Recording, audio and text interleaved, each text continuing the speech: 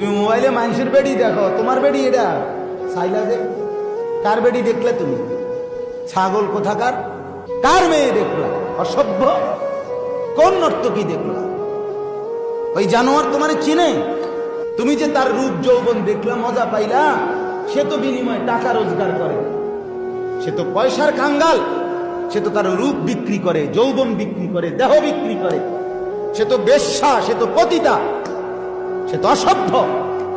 তুমি দেখলা, টাকাও গেল, শরীরও গেল, স্বাস্থ্যও গেল, যৌবনও গেল, যৌন শক্তিও গেল, সমাজের মানুষের কাছেও ছি ছি ধিক্কার পাইলা।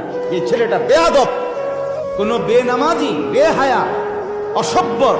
তুমি যদি রাতের গভীরে, রাত 2টায় সাতবব জমিনের নিচেও যদি অন্ধকারে উলঙ্গ ছবি দেখো, আল্লাহর কসম মনে রাখো, দুনিয়ার মানুষ ঠিকই কেউ দেখে নাই, কিন্তু মানুষ